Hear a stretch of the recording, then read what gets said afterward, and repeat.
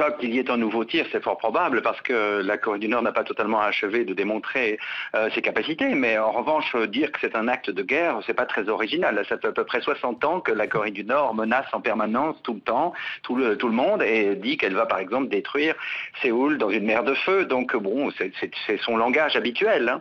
C'est classique. Jusqu'où peut aller cette escalade? Provocation, sanction, provocation, sanction.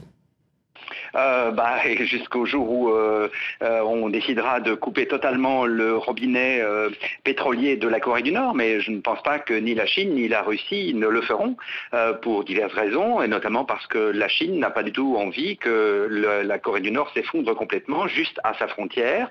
Donc mieux vaut tenir un régime du bout des lèvres, si j'ose dire, mais le laisser en place quand même, plutôt que de le conduire à sa chute, qui conduirait là à un gros problème. Donc voilà, on resserre de plus en plus les boulons, mais on ne sert pas totalement. Donc la Corée du Nord peut toujours continuer à survivre. Donc il faut une porte de sortie négociée.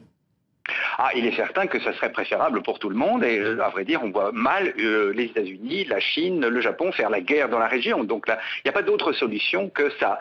Et ce que sans doute les Américains et les Chinois ont à l'esprit, c'est de pousser la population à exiger que le régime négocie. Parce qu'actuellement, la Corée du Nord a goûté au développement économique. Depuis une dizaine d'années, ça va comme beaucoup mieux en Corée du Nord.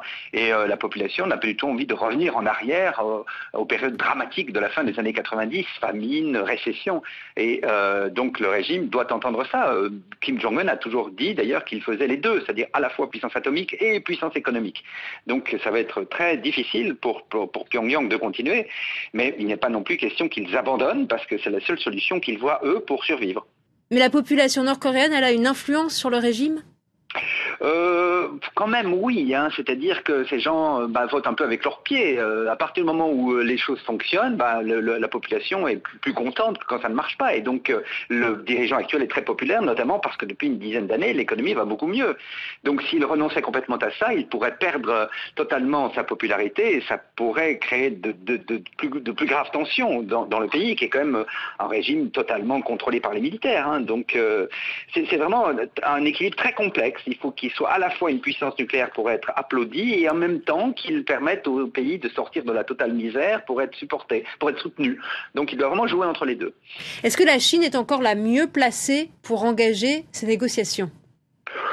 Oui, c'est certain que pour le moment, les États-Unis font office de repoussoir. Donc la Chine d'une part, mais il ne faut pas négliger non plus l'importance de la Russie, qui d'ailleurs donne aussi du pétrole à la Corée du Nord. Et donc les deux doivent jouer. Et il est probable que les Jeux Olympiques du mois de février laisseront à la Chine à la Russie une certaine possibilité de montrer son action dans la région.